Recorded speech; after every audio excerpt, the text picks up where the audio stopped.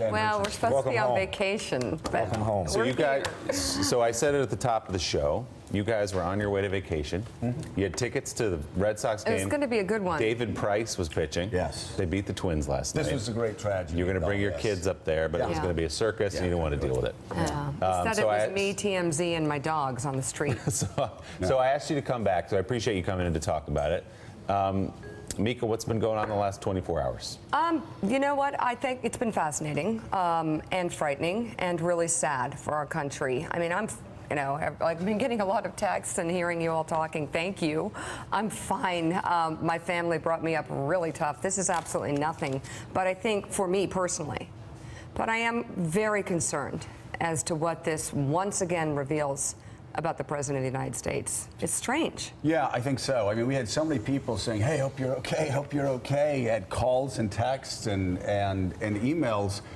We're okay. The country's not. I mean, that was when you know, it's so funny. Yesterday, I actually asked Mika. It was like 8:45, and I know this will shock you. I said, I'm really tired. Can I skip class? Can you do the last 15 minutes of the show? And everybody came in and ran and showed me the tweets before she came downstairs. And I looked at them, and I was like, this has to be a joke.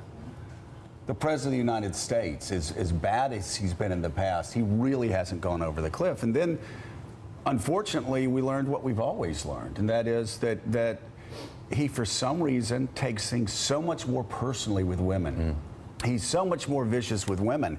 I never told the story, but a very well-known congressman who went over to the White House with 20 other members when the president was pitching House members to get through the House, said that he went on this rant about Morning Joe in front of 20 members of Congress while he was trying to pitch the health care bill.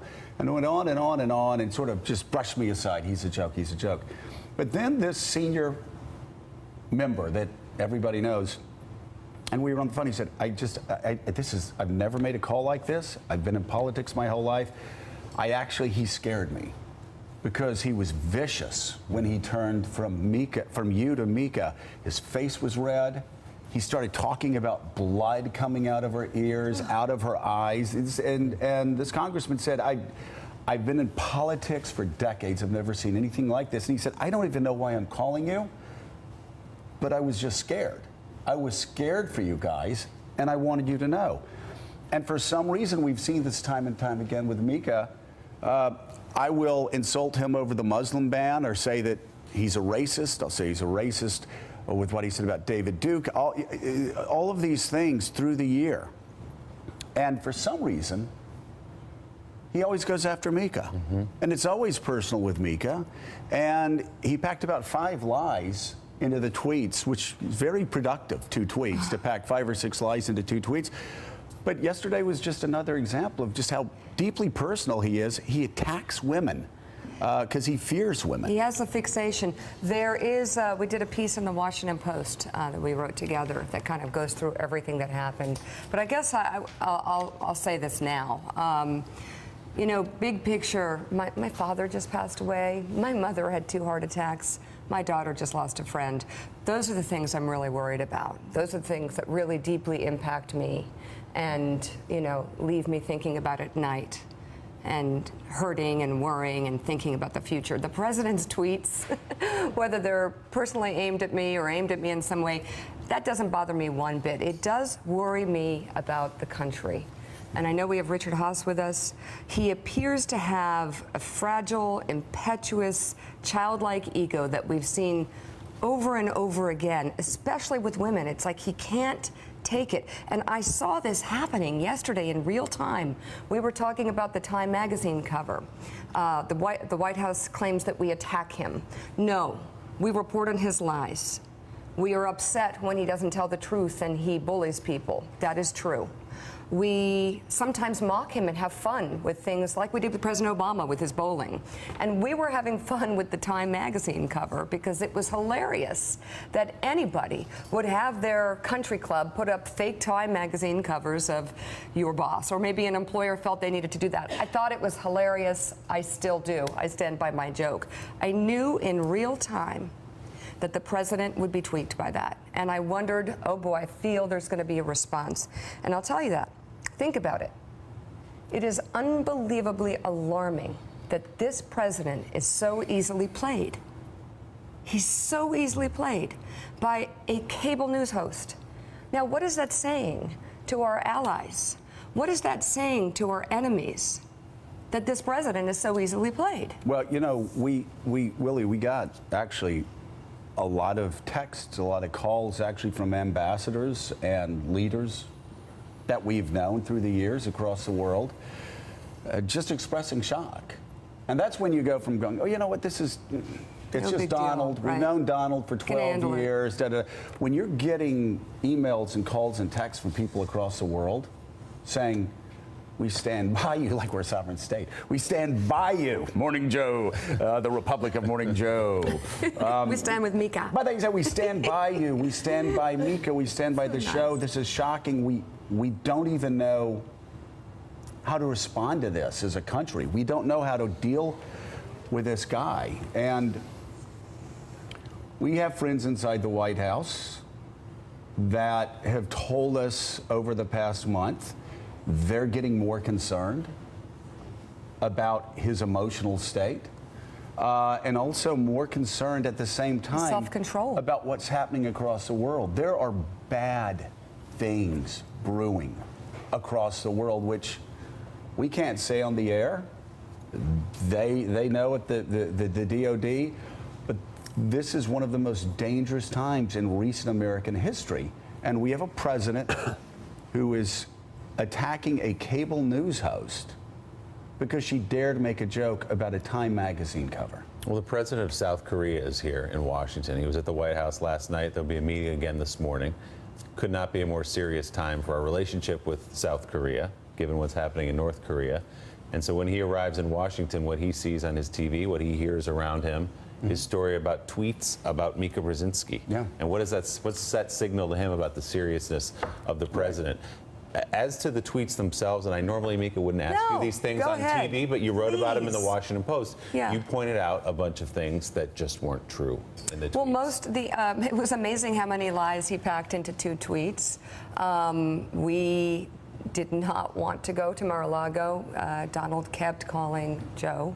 Joe went, and he stayed for about 30 minutes. And then he's like, where's Mika? He seemed to want me to go. I didn't want to go. For some reason, he was more interested in Mika being there than me. And so the next night we went, I think on jeans, we walked through this, we thought, okay, let's try to get an interview, talk to Melania, who I like very much. And we were like shuffled into a side room. It was actually a bedroom, talked for 20 minutes. And we left through this party of people dressed to the nines, talk about facelifts. Whoa, Palm Beach. Okay, hello. We love our Palm Beach viewers. That's okay. We love you in Palm Beach. It was amazing. And Facelifts are good. speaking of my face, while we're there, I had my chin tweaked, the skin under my chin. I believe I FaceTimed you. We talked about it. Called Nicole, called all my friends, had a lot of fun with it. I'm pretty transparent about what I do, and I think it looks awesome. It looks Well, how do you do that? It's so easy. I'll talk to you about it. You need didn't it. have to You need answer it. this question. I don't care. Ask all my friends. But see, that's the thing, though, and this is I'm what he not does. He so takes easily- something small, That he thinks he can weaponize. and he Make it dirty. contorts it. He tries to weaponize it, and all he again, this has been one of our great frustrations. He just ends up hurting himself, and you know. You go through Wisconsin, you go through Pennsylvania, you go through Michigan, you go through Ohio, and you go through those 4 states, and you realize there are people there in Iowa that voted for Barack Obama 8 years ago. And they are so desperate for some help And we're talking about that they voted for Donald Trump this time because they wanted somebody who would fight for them. And instead, Willie, all they've gotten is somebody that will fight for himself and pick fights with people that don't matter. Like, if you don't like our show, and if you care about what's good for America, turn us off. Like, I wrote in the Washington Post piece with Mika that it's better for America and the world if he just turns his 80-inch television set to Fox and Friends and keeps it there. Yeah, it'll make him And happy. stay calm, stay in the bubble, and I'm worried. we'll all be fine. I think the sign here is that we might have a bigger problem. I've said this before. Well, I've been trying to drill this point home. I think we have a much bigger problem on our hands. I think members of the administration, members of the cabinet, members of Congress have a really big problem on their hands. And that's very worried. That's also because we've known him so Very long. disturbed. And I know, Donnie, you've known him for a long time. The guy that's in the White House now is not the guy we knew 2 years ago. Not the guy even that's in the White House close. now is not even close, because the Donald Trump we knew for the better part of 10, 12 years was always in on the joke. Yeah.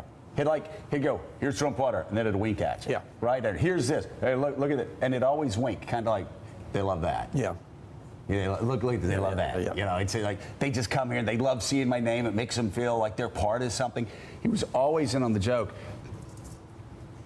Without getting into great detail, I will just say that somebody at the top of his campaign last summer said to me, we're all really worried about his emotional state. Yeah. But this is our analysis. He's changed. No, this isn't our analysis. I'm telling you what mine. somebody said. Yeah. This guy is not even the same person he was a year ago. It's interesting. I always used to use those words, he's in on the joke.